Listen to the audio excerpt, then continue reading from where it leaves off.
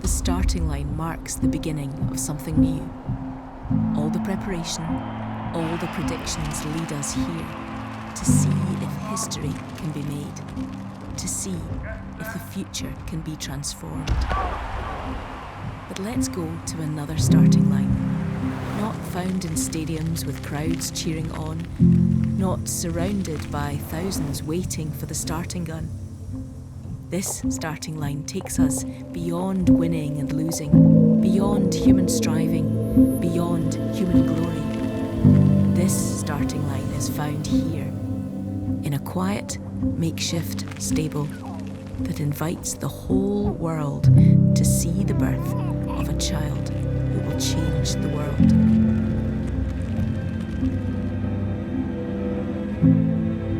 This starting line is a line in time, a starting line, a finishing line. It's the birth of the one true King. God himself enters our world on a rescue mission to bring us new life. It's where the divine became human, where God made himself visible and invites us back to him. This is the starting line we come to every year, where the one who made you, who knows you, who loves you, comes to offer you a new beginning. Come and see. Come and follow him.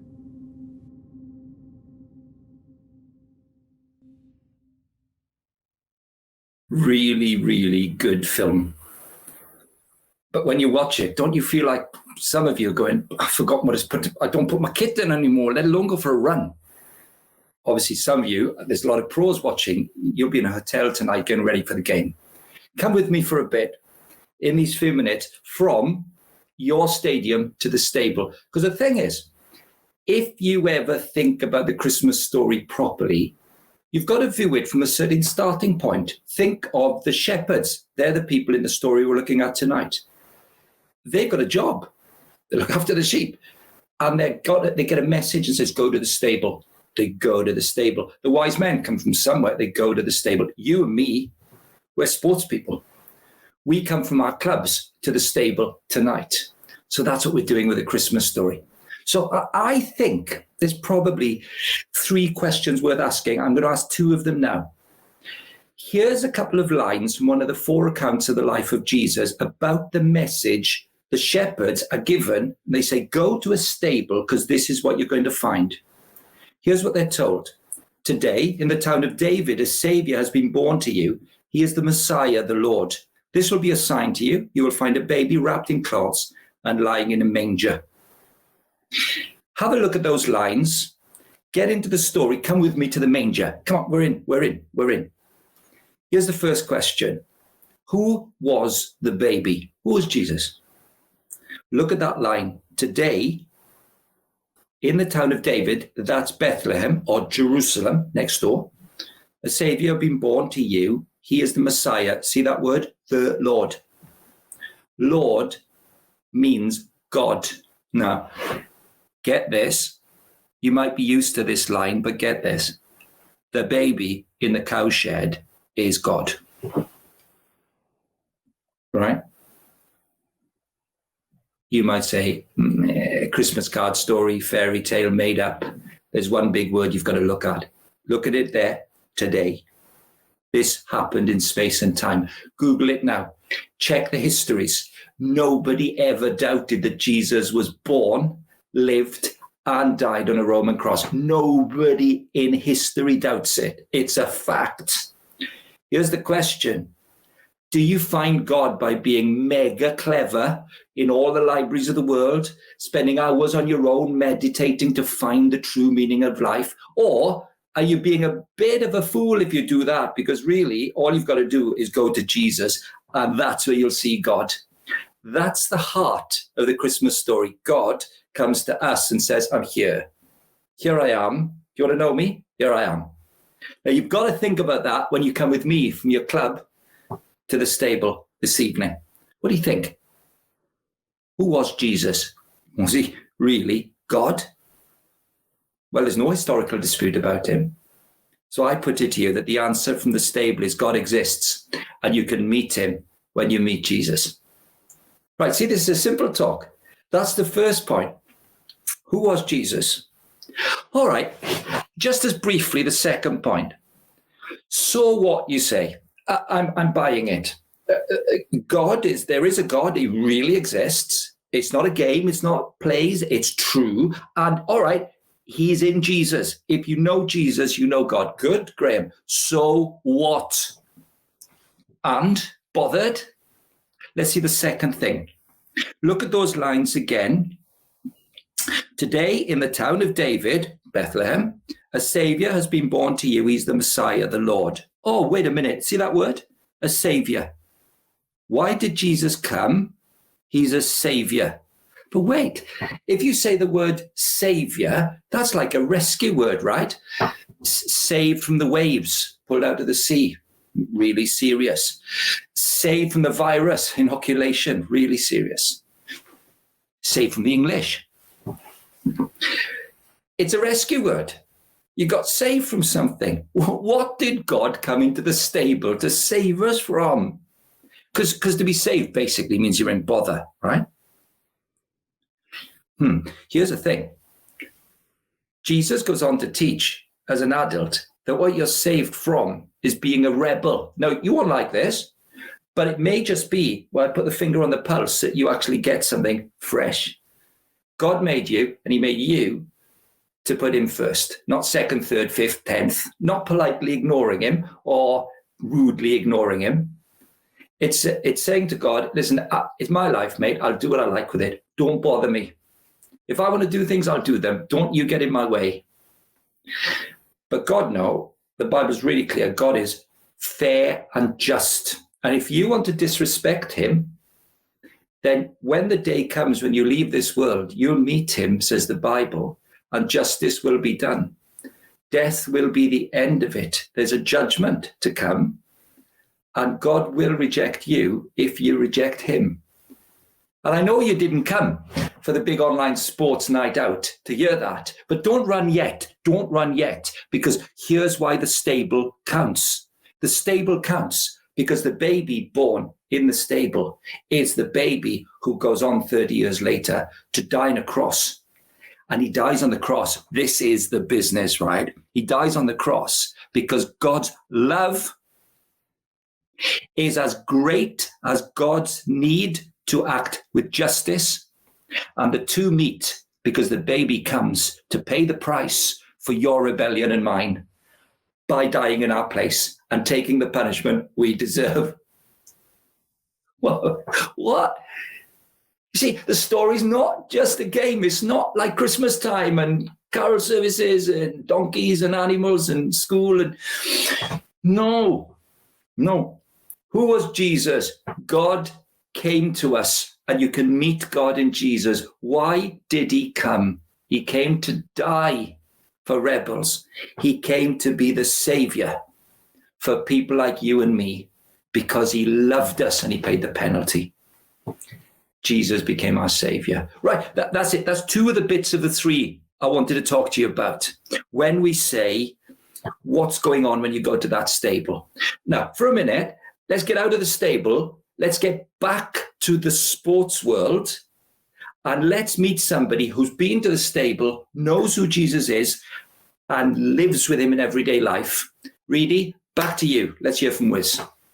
Thanks, Daniel. I've got, as we said earlier, Wiz Chambers with me. Wiz played junior international hockey for England for 6 years, followed by 10 years playing in the Premier Division, winning multiple indoor, outdoor titles and European gold with Reading Hockey Club. She's now married with an 18-month-old son and playing hockey again with Henley Hockey Club. Wiz, thanks so much for joining us. We've just heard Dano talk about going from the stadium to the stable. Why don't you tell us about when you first began to see that God was real? My parents were Christians, so I went to church as much as I could around hockey matches. But it was probably, I'd say, our Sunday evening church youth group where I was really introduced to Jesus through the Bible studies that we did each week. we would just look at his life and the impact he had. And it was just amazing to see this guy he wasn't just compassionate. He wasn't just fair and wise. I love that he didn't pander to all the religious leaders. I loved that he just loved those who were on the edge of the society at the time. But the thing that really struck me was that he led with this authority, and that was the authority of God. He wasn't just this amazing man. He was God himself with all the authority that brought. As you talked about there, you've begun to see and you believe that God is real. He's there with you. You then begin to see that he's your savior. How did that happen? How did that thinking go about in your head? Yeah, so then I left home to go to university. I went off to Loughborough University. And then I think I just got completely absorbed into the university life and all that brings with it. Soon after I graduated, I was 21. My dad was diagnosed with an aggressive form of cancer. And 3 months after we found out, he passed away. So it was very quick and a really hard time. We had a very special relationship, like I do with my mum. We spent a lot of time in the car together, driving across the countries to different matches, and he was always there. He just always make an effort to come and watch. So when that happened, it was really hard. And I think it was that period of my life when life and death was really brought into focus for me.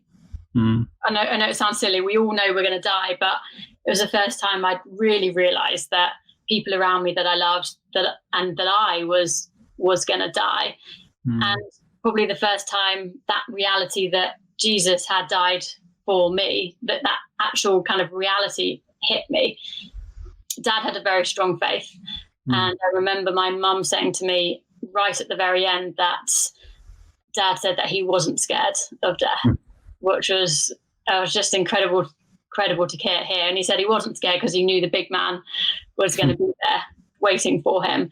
And I remember just thinking to myself, I want to be that confident in the face of death. Like it's easy for me to sit here as a 33-year-old fit and healthy person, but to be able to be in the situation that my dad was, when he knew that he only had hours to maybe days to live. He knew that, but he could still say that he was confident of death because Jesus is going to be there. And I just wanted that confidence. And I just wanted to know that Jesus, the big man, was going to be waiting there for me. So I think that was a real turning point in my journey. I think it was a time where I just really wanted to rebuild a relationship with Jesus. And it's been a journey since then. But I think, that was a real turning point for me. Thanks so much for sharing that. Hopefully it's really helpful if you're listening now just to think about these things. Before we go, Wiz, he's about to tell us, a slight spoiler, he's about to tell us how Jesus is the king of our lives, the king of your life, your leader, your ruler. Can you show us what's it been like for you to understand that and to live with that, with Jesus as the leader of your life? I think it gives me a lot of comfort and a lot of peace, not just that he's in control of the sport aspect of my life, but in all aspects of my life, the small bits and the huge bits, he's in control as my leader, because I completely trust him. And when you completely trust someone, it's so liberating. And because he's in control of all of my life, that's even more liberating. And I think that's true through my hockey career as well. I started playing, it brought into the England system when I was 15 through to when I was 21. So it was an absolutely massive part of my life. And being totally honest, I think being and people knowing that I was a good hockey player probably fed a lot of my self-esteem and of who I thought I was, looking back now. And I came to the end of that, to the end of the junior program when I was 21, having been in it since 15.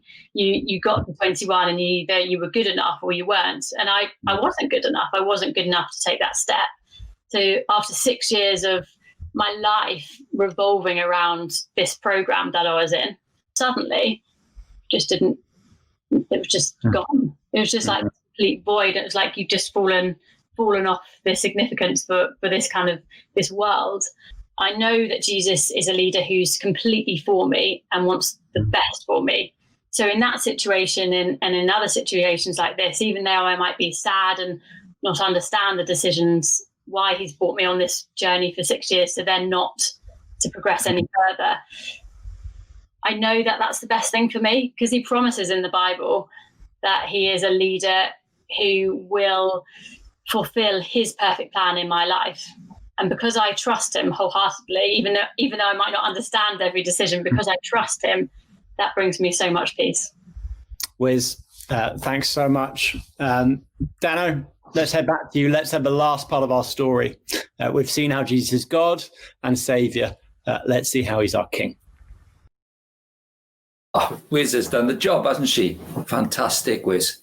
Amazing that, isn't it? She was top draw, right? You heard her CV, 10 years for the best club in hockey in this country. And still, it always comes to an end, because we know sport, don't we? We just know it can't always go your way. It's like 4 funerals and a wedding, not the other way around. That's sport, however good you are. She's answered it really. What does Jesus want from me is the third question. What does he want from me? In the line that we've got to read from the story of Christmas, we have these words. Today, in the town of David, in Bethlehem, a Saviour has been born to you. He is the Messiah. The Messiah is not a word we use anymore. Well, we do in sport, don't we? The Messiah saved us. So it's not bad. The Messiah is the ruler, the king, the boss, in charge, got authority. That's a Messiah. Jesus wants to be the leader, have authority in your life. That's what the stable teaches us. And here's the question to end with, you see. Why would you accept his leadership in your life? So what? God is seen in Jesus, so there's really a God in space and time, and we can know who he is. Right? Great. So we know who God is. What has he done? Saved us from a judgment to come when we leave this world out of unbelievable love. So why accept his leadership? Is that enough? Do we just cling on by our fingertips? Do you say, oh, thank goodness Jesus died for me, he loves me. I'll cling on till I die and meet him. Will it be a miserable, grumpy, boring, dull as ditch water, hopelessly rubbish life? No, never. If Jesus is your leader, he's the best leader you could ever dream of having. He died for you. And then he smashes death. And then he comes to live in you if you ask him into your life. If you ask him to be your God, your Savior, and your leader, it's a revolution. Oh, it doesn't mean times don't get tough and rough, because that, sadly, is the human condition. But in it, he never leaves you. He is for you, good times and bad times, with you always. Never lets you down. To have Jesus as leader is to have a purpose for life which knows who's in charge. It's to know you're safe in his hands. It's to know he gives you fulfillment when everything else disappears. You heard that so clearly in Wiz's story as she talked about her dad's certainty and the family's certainty, even in the face of death. No. Don't ever dare think of Jesus' leadership as anything other than magnificent and greater than the greatest leader you've ever known in your life. Well, that's us done on this little section. So time for you now, in a minute, to leave the stable. Go back. You're with your family watching, you're with your friends, you're with your teammates from the sports club. We're back in the sports stadium now. We're going to give you 5 minutes. We'll put a countdown clock on. Do what you've got to do within reason. But if you're sitting around for 5 minutes before we give you the answers to the Christmas quiz, here's a couple of questions if you're on your own. Have a think about these. Which of these questions at the heart of the Christian story gets your attention, really gets your attention, as you've heard it tonight? And maybe ask yourself why. Who was Jesus? Why did he come? What does he want from me? Which of those grabs your attention?